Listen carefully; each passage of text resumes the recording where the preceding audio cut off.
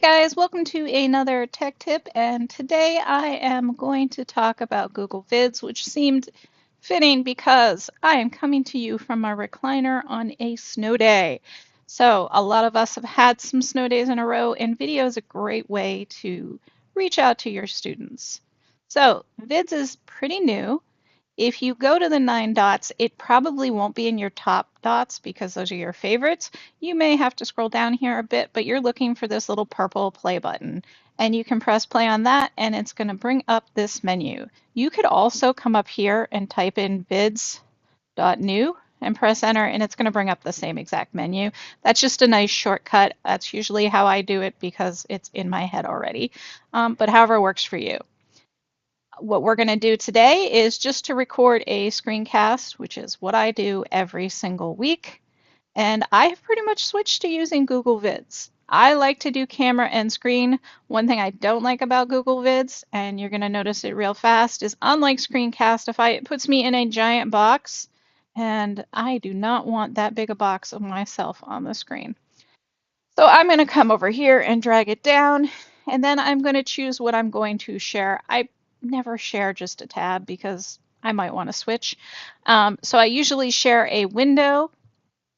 If you want the window that you're in, is that the window you want to record, you're going to look for the one that has this box in it, and you're going to go ahead and click share. If there's a reason why you want to have the system audio, you can share audio, but I usually don't. I'm going to press share, and now I get this infinite screen, and I haven't actually started recording. So Screencastify automatically starts recording. This does not. So I can go ahead over here, open up a new tab, and I still have my record window down here. I hit record. It gives me a nice little countdown, 3, 2, 1, and it starts recording. And it's that simple. And now I can do whatever I want and talk you through it, and it is being recorded. This is a real short one. I only did 10 seconds here, but I'm going to hit stop.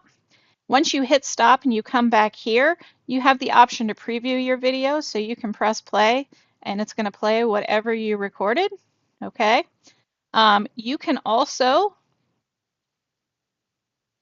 restart, and that's going to give you a brand new video.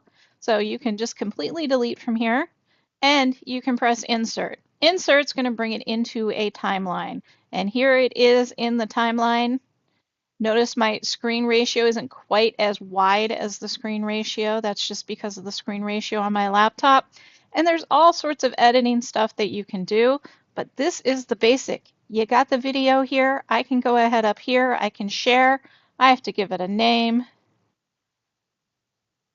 I'm just going to call it test vid because I'm definitely going to be deleting this 7-second video later, and I can share it. And that's actually to share with someone to edit. Now, if I want to share it as a MP4 so other people can watch it, I can either export it to Drive. So if I click that, it's going to export it to Drive. Or I can download that MP4. This is what I do when I upload it to YouTube, is I download it, and then it's just going to prepare my download. I'm giving it a bunch of stuff to do, so it's going to be a little bit slow. So it's going to go ahead and prepare my download.